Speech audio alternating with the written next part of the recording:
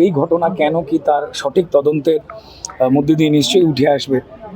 তার পরিবারের প্রতি সমবেদনা রইল এবং আমরা আমাদের বিশ্বাস করতে ইচ্ছা করছে না এই খবরটা। নমস্কার, আমি ষষ্ঠী চট্টোপাধ্যায়। শুরু করছি দাদা দিদির রাজনীতি এবং আজকের যে আলোচনা অবশ্যই সেটা খুব গুরুগম্ভীর আলোচনা। কারণ বিশিষ্ট চলচ্চিত্র পরিচালক অনীক দত্ত হিন্দুস্তান পার্কের বহুতল আবাসনের ছাদ থেকে পড়ে রহস্যজনকভাবে মারা গেলেন, যেগুলো নিয়ে ইতিমধ্যেই অনেক প্রশ্ন উঠে আসছে।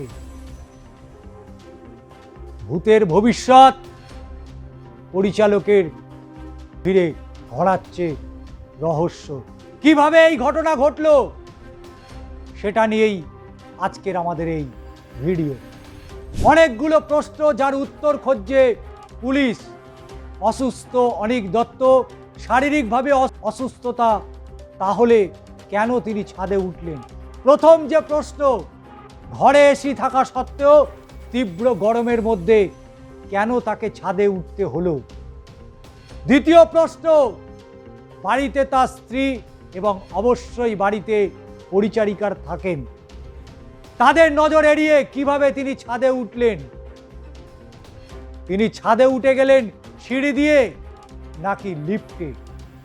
প্রশ্ন 3, ছাদে যখন তিনি উঠলেন তখন কেউ তাকে লক্ষ্য করল না কেন? প্রশ্ন 4, এটা নিছকই দুর্ঘটনা নাকি এর পেছনে রয়েছে অন্য কোনো গভীর রহস্য? তোর কারণ এবং দীর্ঘদিন ধরে শ্বাসকষ্ট, ফুসফুস ও স্নায়ুর সমস্যায় ভুগছিলেন অনেক। পরিবারের দাবি শারীরিক অসুস্থতার কারণেই বাড়ির ভেতরে তিনি আগেও কয়েকবার পড়ে গিয়েছিলেন। এছাড়াও তিনি দীর্ঘদিন ধরে মানসিক অবসাদেও ভুগছিলেন এবং তার কাউন্সিলিংও চলছিল। ঘটনার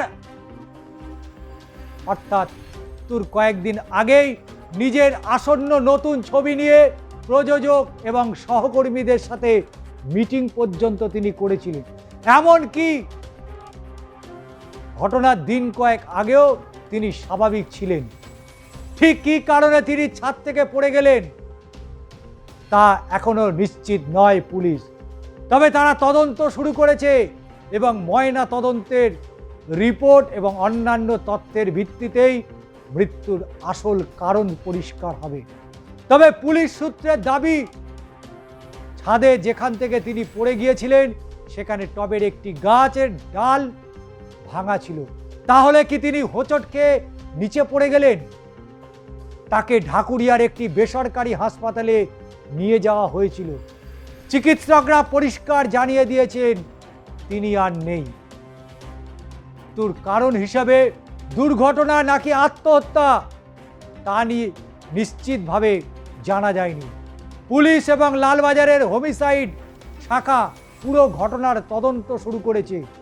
পরিচালকের রহস্য মৃত্যুকে কেন্দ্র করে যে তথ্যগুলো সামনে এসেছে তা হলো বুধবার দক্ষিণ কলকাতার গড়িয়া সংলগ্ন হিন্দুস্তান পার্কের নিজের বাড়ির 6 তলার ছাদ থেকে নিচে পড়ে যান 65 বছর বয়সী এই পরিচালক।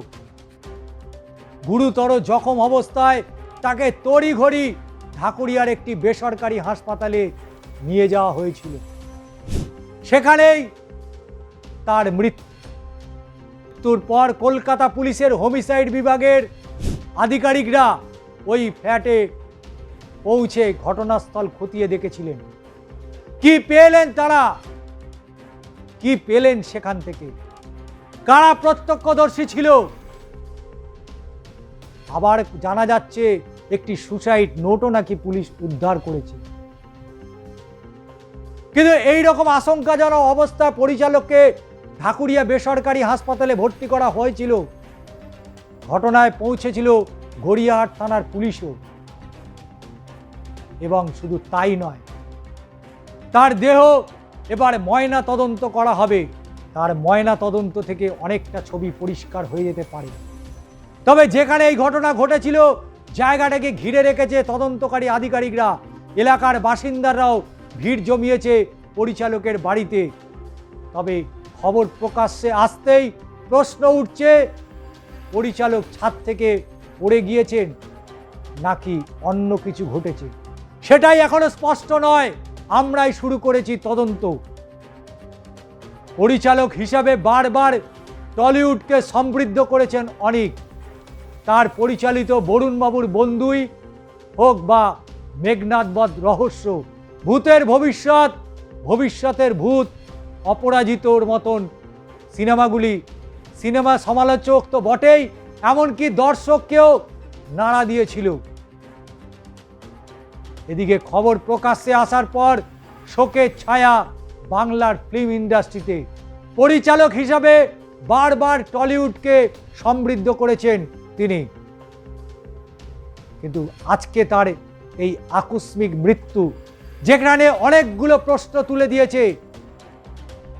65 বছর বয়স, তিনি ছতলায় কিভাবে উঠলেন?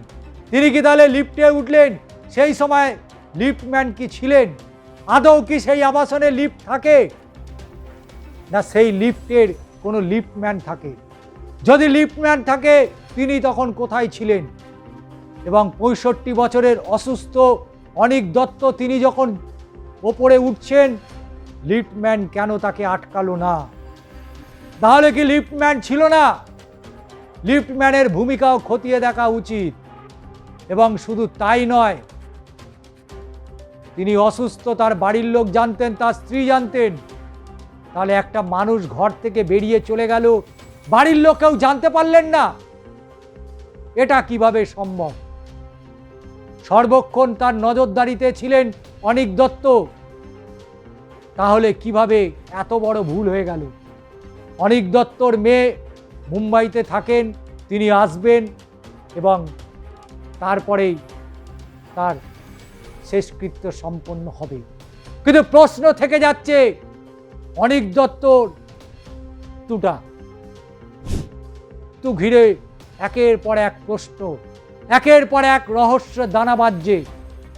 যে রহস্য উদ্ঘাটন অবশ্যই হবে। তবে এই ঘটনায় কে কি বললেন, অবশ্যই শেষে আপনাদের শুনিয়ে দেব। যার সঙ্গে তর্ক আর ঝগড়া করার পর একটা শান্তি আসতো, অনেক দায়ী। তো এটা অপূরণীয় ক্ষতি। যারা বন্ধু, তাদের পরিবারের মানুষ, তাদের সমবেদনা রইল, এবং তার সঙ্গে সঙ্গে যারা সিনেমা জগতের মানুষ রয়েছেন, অনিদা নিজস্বতায় বাঁচতেন, আপোষের রাস্তায় কোনোদিন যেতেন না। যে ধারা তিনি দিয়ে গেছেন, বিজ্ঞাপনে তার সঙ্গে কাজ করেছি, বিজ্ঞাপনে একটা অন্য ধারায় বিজ্ঞাপন বানাতেন, যা সবাই জানে। তার নাম বিজ্ঞাপন জগতের জন্যই অনেক বড় হয়। তারপর যখন তিনি সিনেমার কাজে হাত দিলেন, সেখানে ভূতের ভবিষ্যৎ এবং তারপর ভবিষ্যতের ভূতে আমার সঙ্গে কাজ করার কথা হয়েছিল। তিনি ফোন করে মানে খুব অদ্ভুতভাবে বলেছিলেন, এই রুদ্র, তুমি আমায় চিনতে পারছো, আমরা একসঙ্গে কাজ করতাম। তো এটাই অনেক মানে তারপর এই খবরটা, তারপর অপরাজিত। অনেকদা নিজে, আমার মনে হয় যে অপরাজিত একজন মানুষ। কখনো মনে হয়েছিল রিসেন্টলি যে মানসিক অবসাদে ভুগছেন? না, দেখা হয়েছিল লাস্ট কথার সময়, জাস্ট আমি বলেছিলাম তোমার শরীরটা কেমন লাগছে, বললো না রে, তেমন জুৎসই মনে হচ্ছে না, বুঝলি। এটাই অনেকদার মতোই উত্তর ছিল। লাস্ট মাস দেড়েক আগে একটি প্রিমিয়ারে, দাদা একটু এদিকে, সেই সময়তে মাস দেড়েক দুয়েক আগে একটা প্রিমিয়ারে দেখা হয়েছিল, তখন কথা হয়েছিল। খুব অল্প সময়ের জন্যই, শরীরটা খারাপ ছিল বলে চলে গেলেন।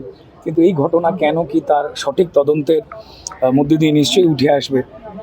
তার পরিবারের প্রতি সমবেদনা রইল, এবং আমরা আমাদের বিশ্বাস করতে ইচ্ছা করছে না এই খবরটা। টলিউডে পরপর রহস্য মৃত্যু, রাহুল, তারপরে অনীক দত্ত, এটা কি বলবেন? দেখুন, মৃত্যুর